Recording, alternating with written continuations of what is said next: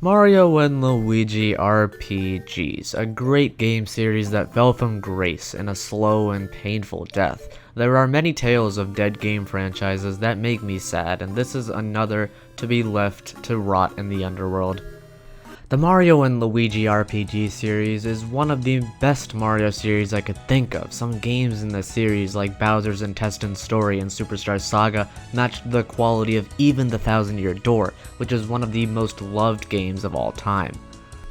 The stories were great, the character designs were drippy, and the locations were trippy. It all seemed like nothing could go wrong for this series in my beautiful poetic rhymes. But of course, like every great game franchise and every great poet, it has to be killed off somehow. But how did this great series fall from grace? Well, let's travel to the Bean Kingdom, save the world from Fawful as we take a look at the death of Mario and Luigi RPGs.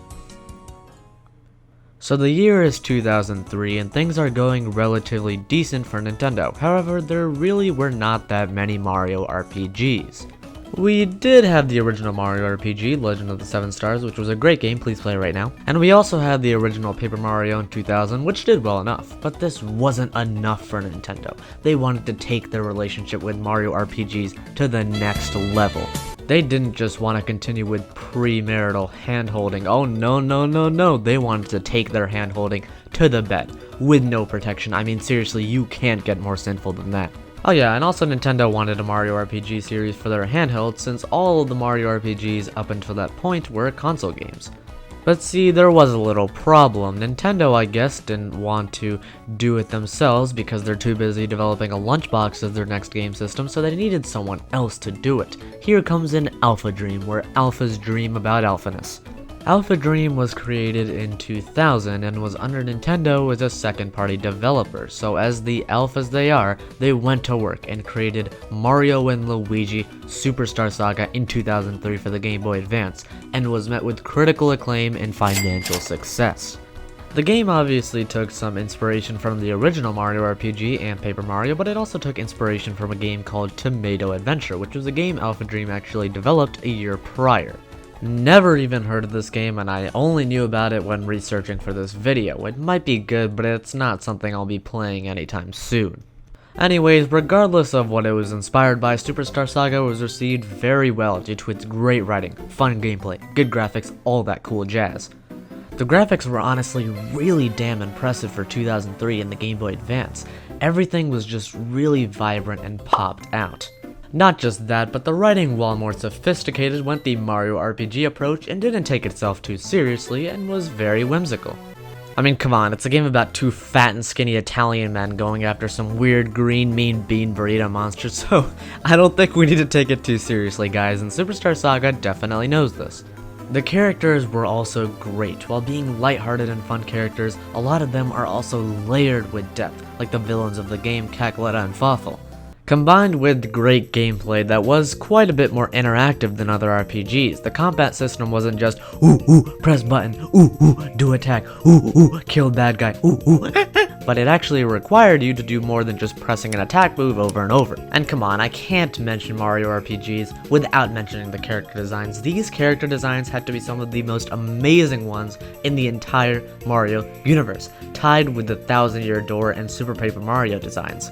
Everyone just looks so alive in these worlds with drip that has never been seen before. Mario and Luigi in this game have some of the best character designs out of any Mario game. I mean, look at this drip, bro. They both got the fresh, funsy onesie blue overalls right out of the pizza oven. Luigi has got some of the drippiest socks in the world, bro. I'm surprised he doesn't have women flocking to get in bed with him from looking at these socks.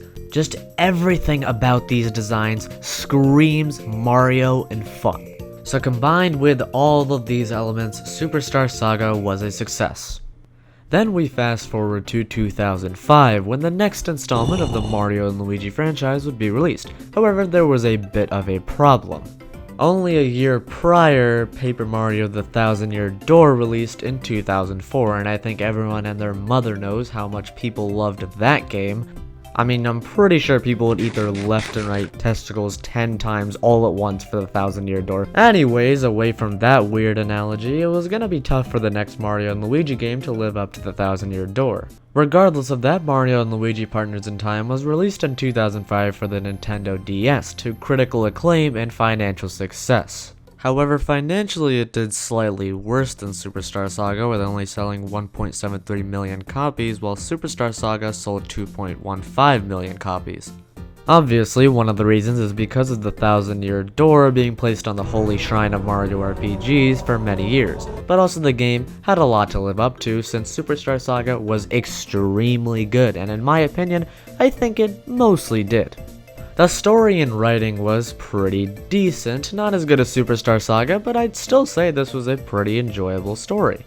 The gameplay was pretty decent and fun, but some parts did feel a bit padded out throughout the game. And while the game still kept its cartoony and fun character designs that Superstar Saga also had. Even though it wasn't as great as Superstar Saga in my opinion, I'll cut this game some slack because of what Nintendo and Alphadream would deliver and receive with the next installment. So then we head off into the distance into 2009, a great year for gaming, and trust me, this next game would add on to the already great game lineup 2009 had. Alphadream and Nintendo took 4 years to develop this next game. After Partners in Time, they knew if they wanted to take it to the bed, they needed to make a game that could really take off the series, really make it into a grander project. As they were on their chairs, they finally thought of an idea, one that would reshape gaming for generations to come. And that idea was... how about we just make Bowser the great, epic, wholesome, good guy this time around? Bam! Easy, billion-dollar idea. What seemed like a simple idea would turn into the best idea they possibly could have. So Nintendo and Alphadream looked at each other with excitement, and they began to immediately work on making this ambitious idea a reality. And so in 2009, they released Mario and Luigi Bowser's Inside Story to critical acclaim and financial success. This time we got our favorite fat Koopa King Boozer along with us on this journey. Unlike basically all previous Mario games, Bowser would now be the actual star of a game, with Mario and Luigi residing in his body for most of the time. I mean, look at this. You could go into his arms, his chest, his legs, his... yeah, that part, that cool part. I'm not gonna describe it, it's fine. Anyway, seriously, everything about this game was great. The gameplay and mechanics were fun. Check. The story was fun and comedic while also having its serious undertones. Check. The character and character designs were all great and drippy. Check.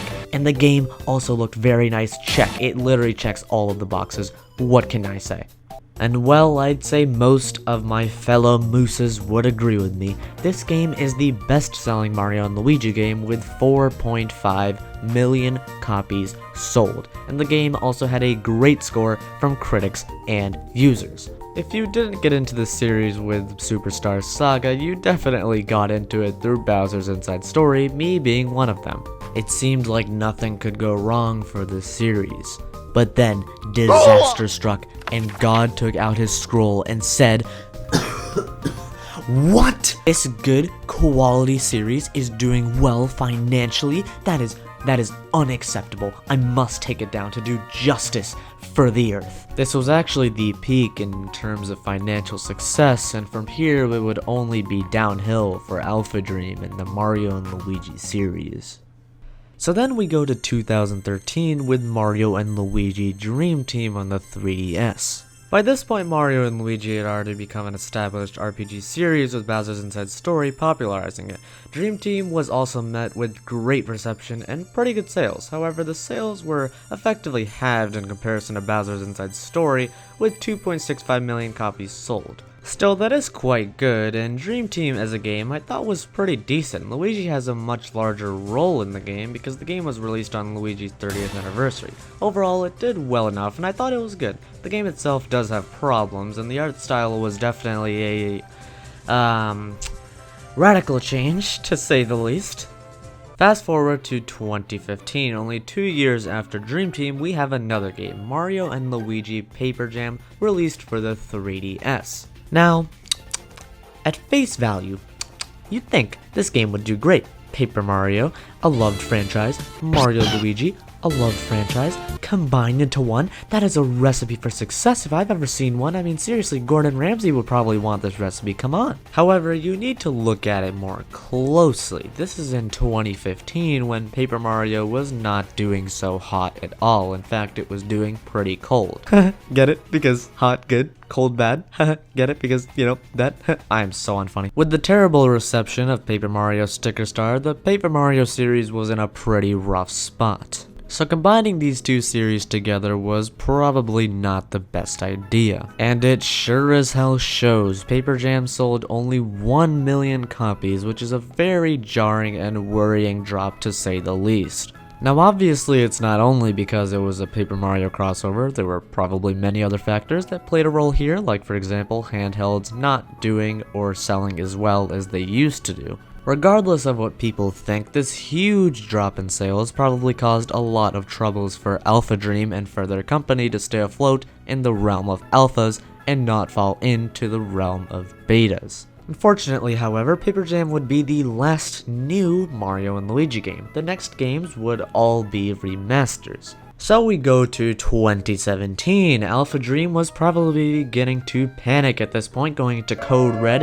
DEFCON 1, maximum laser security mode with their alarm going, remaster, remaster, remaster. So they thought, well, if we release the original games that got us big in the first place, this is bound to restore us to our former glory, just like a goddamn anime. So Alphadream released Mario and Luigi Superstar Saga plus Bowser's Minions, basically a remaster of the original Superstar Saga with a little extra content, and that being Bowser's Minions. While I personally liked this remaster, the sales definitely don't agree. The Superstar Saga Remastered only sold 510,000 copies, which if you can't tell was, pretty bad. However, by this point the Switch had already been out for a few months, so that probably was a contributing factor to the low sales. Still, this was even more alarming.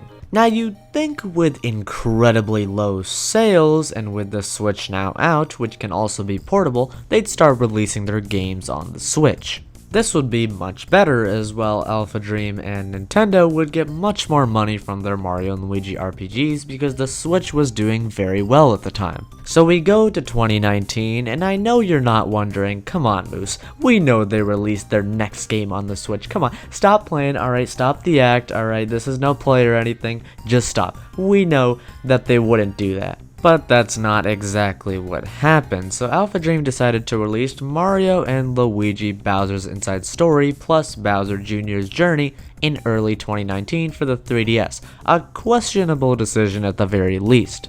A remaster of the original Bowser's Inside Story with some extra content. However, in my opinion, this remaster really was not necessary as the original game already looked great and was nearly a masterpiece.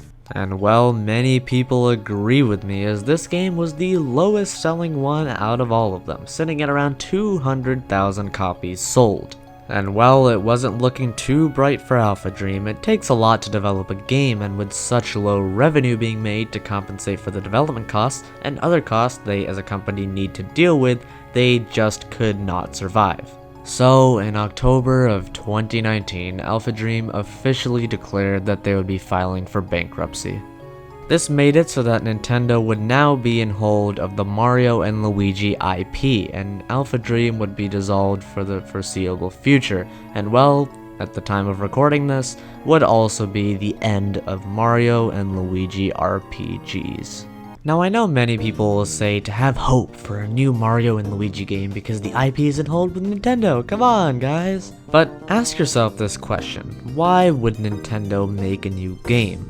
If the games weren't making good money by the end of its lifespan, what would really incentivize them? You need to keep in mind that at the end of the day, Nintendo is a multi-billion-dollar company that just simply wants more money. Sure, the developers and directors are passionate, but as a company, their incentive is to make money. Even if the Mario and Luigi series does continue, it still won't be by the same brilliant minds at Alphadream. It is definitely at least the end of an era for Mario and Luigi RPGs. These amazing games, ones that were filled with passion and filled me with great memories, still will remain close to me and many others' hearts, and that is the death of the Mario and Luigi RPG series.